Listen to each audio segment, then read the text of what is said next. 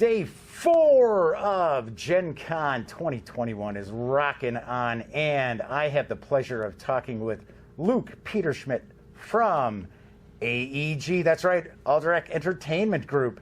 And we are actually coming to you from the secret AEG bunker. We are not in the exhibit hall. We are not in the convention center, but I can't tell you where we're at. So first of all, nice to meet you, Luke. I know we've chatted at the booth before over the years, but many times. Right, we've never actually sat in front of a camera talking.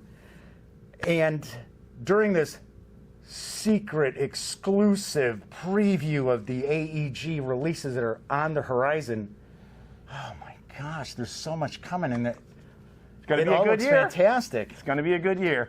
But some of it we can't reveal at this moment. I will have more information as it breaks. But there are 4 games that I definitely want to talk about. All right. Because I've had a chance to take a peek at it, and the audience is going to get to see some B-roll of it. So first off, a successful Kickstarter. It was Meeples and Monsters, and it is looking like you guys, my audience, you guys are going to dig it. Yeah, Meeples and Monsters is a bag building game, engine building. We were talking about this earlier. Like, I don't know what it is about, like, putting your hand in a bag of meeples that's more fun than shuffling. It just is. It's more fun. I think it's tactile, plus it's not something you normally do in a game, so it's sort of very unique. Yeah, so it's super fun to pull out these cute meeples. And if you don't know the mythos of the world, it's a meeple world, kind of like a Lego world. So we play into the meeples are made of wood, and so the monsters attacking are things like a giant beaver, or termites, or Sauron with his wooden saw, or the cleric in the game who has a bottle of wood glue to fix up the injured soldiers. Sure. So it's just a fun, quick game. I would say quick. It's a fun 60-minute, 45 to 60-minute game about defending a city from encroaching wood-defeating monsters in a really sort of, I don't know what the best way to describe the mechanics are. It's kind of like worker placement, but not exactly, because you're not really stealing spots from your opponents. Sure. But you are interacting with them, as you may destroy a monster they were hoping to destroy, or you may build a location they didn't want to see built. So we'll say it's meeple placement. It is meeple placement. And it will be coming out probably the 4th month of the year next year. Okay. The Kickstarter is going to ship first, and then the retail version will come out. If you missed the Kickstarter, shame on you, but you can get it anyway. And see, they forgive you. You can buy it retail. It'll be all right. This time. I wish this time. They're taking names. Yeah. I also want to say that the gameplay, even though the theme is pretty tongue-in-cheek, the gameplay looks like it's deadly serious. Yeah. Not like it's, life or death. No. For those of you who know Mark Wooten was the developer on the game. Not the designer, but he was the one that did all the development. He did the same development for War Chest, and so his I want to make a game that can be played at a competitive levelness is absolutely all in that game without getting in the way of the fun. Mm-hmm. So it is a deeply, deeply developed game by probably I can't say my best developer, I'll get in trouble for that, but our most experienced developer in the company was on that one. Cool. Yeah. Then we have a game that is a bit of a exploration, kind of like commerce building, cartography game. Yeah, Guild of Merchant Explorers is a game about rediscovering a place that your group hasn't been to in a while. So you go and you rediscover where the cities are and the towers, and you do the exploring and connecting things back where they need to be. It is a really tricky game for us to describe why it's so much fun, because the mechanics feel like sort of tiny towns. Did you take a look at it? Just how would you describe it? I haven't played it. Oh, I thought you did. Oh, okay. No, I've played Tiny Towns, but sure. So, I haven't played this one. You know, one of the things that AEG really likes are games you can play with a lot of people. Right. When we launch this game, you're going to be able to sign up and watch 1,000 people play online at the same time, or however many we can get. Sure. It is a game where you are all responding to a card that gets flipped. And at the beginning, you start thinking, well, why don't we just do the same thing? And then instantly, you're like, oh, that is not an option in this game. Even though I have my own map I'm discovering, and I have my own patterns and things I'm connecting to score victory points. My special powers, which just escalate, completely define and redefine your strategy as the game goes on.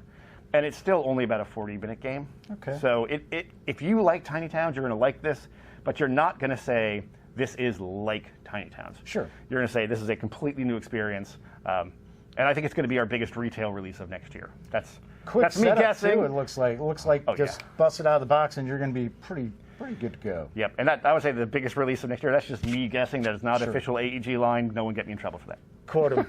Quote him. That quote's going to be on the back of the box. Yes, the most important game. Do not prove Luke wrong. So then we got the big release here at Big Game Night. Big Game Night. And that was Whirling Witchcraft. Yes, Whirling Witchcraft and 10. Just in time for Halloween. Good for you. Just in time for Halloween. Whirling Witchcraft launched at Big Game Night this year, along with a game called 10 by our good friends at Flat Out. It's based on Bo Derek's life, right? Yes. That's what I thought. Yeah, basically you walk on the beach and people rate you. That is not how that game works. I got a 3 again. Anyway, so in Whirling Witchcraft, you actually play a witch who's making potions and casting spells. Every spell takes you ingredients that you have on your workbench, and then it creates more ingredients as the result that go into your cauldron. And these are really cute little cauldrons. Yeah. At the end of your turn, you pass the cauldron to the right, and they take the ingredients you just created and put them on their workbench, slowly filling up their workbench until they don't have space for anything. This game is very much like the I Love Lucy's bit where the chocolates are running down and she's trying to eat them before they all get off. Right. So in this game, you're really trying to overwhelm the player to your right while not getting overwhelmed by the player on your left. It is a very fast game. You can play this game in 4 or 5 turns. So the first time you play this game, it's only going to take you 10 or 12 minutes. Sure. The third time you play this game, it's going to take you 7 minutes. And but unfortunately, it's like a 2-hour setup. So I don't know. It's not a 2-hour I don't know. setup. I mean, I'm like Arkham Horror was so much easier to set up than this. I'm kidding. Not telling the truth. No, once again, yeah, it's another take it out of the box, and you're going to be pretty good to go pretty quickly. Yes, yeah. And there are unique player powers if you want to play with the more advanced witches. I have never seen this game mechanic in my life, actually. Like, I've been in this industry for 20-something years, and I personally haven't seen a game that has this sort of like old CCGs. There's a couple of old CCGs where you like attack the player to your right, but the way you do it, and you're required to get stuff from the player to your left, but just the right amount of stuff and not too much stuff, and everybody is doing things to make everyone else less efficient all the time. You might think that like you can't affect the other side of the table, but you can absolutely affect the other side of the table. I think you can play this game because there's that trickle down. That's right. You can play this game at a high-level tournament if you wanted to. But some people just play big money. That's right, big money. Bet things on it.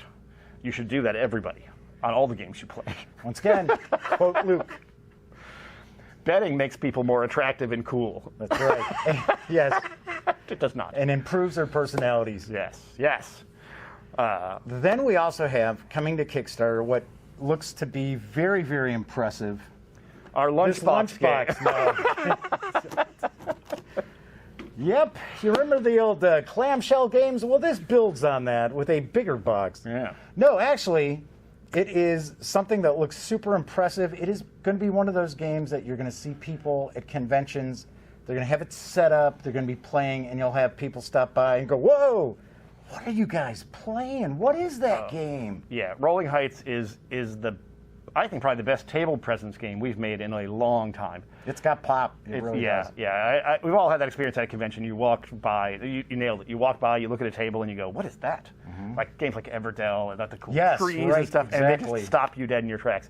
This is one of those games. It's a city builder at a scale that I haven't seen yet. It may look overwhelming. It is not. It is a very, very fast turn sequence. You are building a city as an industrialist. You're all building together. And I play this game a lot with my family, and the oddest thing that I've noticed is if you lose, there's still this weird sense of pride when the game's over, because you look out and you think, we built that city together. It'll be really popular on Instagram, too. Lots of cool photos. So, I'm sure you'll see a lot of videos of it, too. Yeah, and it's John D. Clare. I mean, it's got to be great. He's one of the best designers working. The arts by Quan Chi is just amazing. So we spared nothing on this game. It's a meeple rolling We made these meeples out of acrylics because we wanted to have them roll better, like dice, like Pass the Pig style. If you like Cubitos, you'll really like this game too.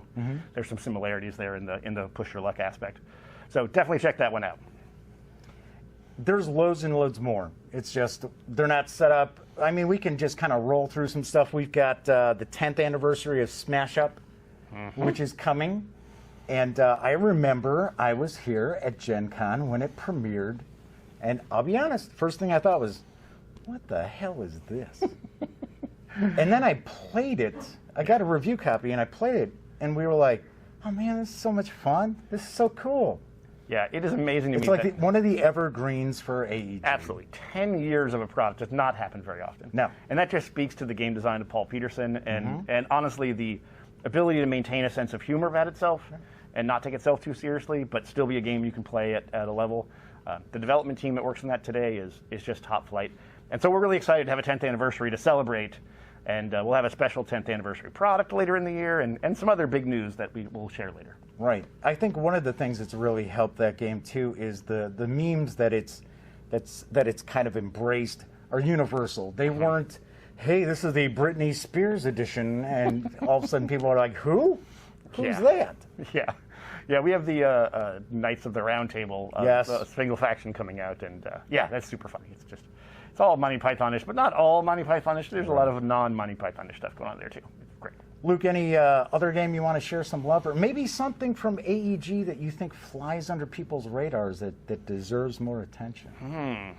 Well, looking forward, I will say the one that I think is going to fly under people's radar until they play it is another John DeClaire game, a much quicker game called Ready, Set, Bet. We're going to play that at Big Game Night. It is... You're only saying that because you were talking about gambling. We're talking gambling. That's more gambling. It is a horse racing game, and, personally, those games do nothing for me. Right.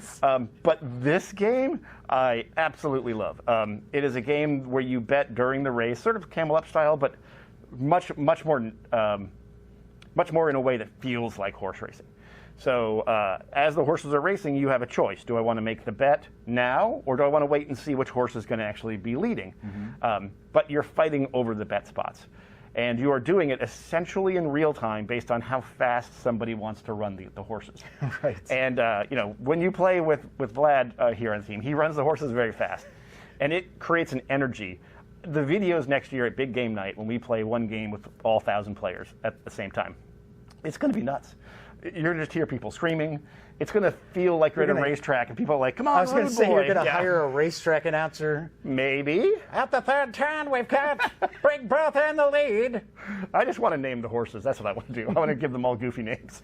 Do they not have names? It's just numbers? You can name them if you want. Oh, of course. I'm sure a lot of people will. We'll name their horses, yes. That'd be super fun. So that's the one that I think people will see, and they will think, oh, it's a horse racing game. We've seen a lot of horse racing games. And then people are going to play it and go, oh, this is something different. I played Win, Place, and Show back in the 70s. I know how this works. That's right. So in my mind, that's the one that's going to fly under the radar. There's also our follow-on with Pete McPherson, who did Tiny Towns. We have another game by him called Wormholes, which is a pick up and deliver in space where you're making wormholes and you're charging people to use your wormhole if they need to. It's like, that game's that sounded pretty interesting. Yeah, that's good. I wish we had a prototype here to show everybody. Not quite there on that game yet, but we'll get there. Luke, any final thoughts you'd like to share with the audience? Yes. I just want to say that the last 18 months has been really hard on everybody, and I'm so glad that the community has stayed together and that we're still all playing board games. I think they're a great way to spend time, and I just want to thank everybody out there who's supporting any company right now, so that we can continue to make games for everyone, and we can all, keep this hobby rolling in this rough time. So thanks to everybody out there who's helping us and other companies, and you for interviewing people and getting the news out. It's great to see that we're still here and kicking when 18 months ago there were some dire predictions, and thanks to you that didn't happen. So thanks for that. It's more because of everybody out there. I don't have much to do with that. Yeah. Luke, thanks so much for taking time out here at the secret AEG bunker to tell us all about what's on the horizon from AEG. Well, thanks for coming.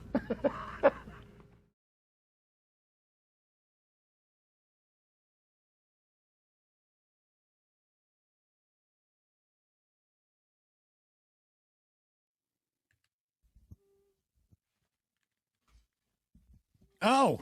You're still here. Well, while you're kicking it, how about subscribing to the Gaming Gang channel?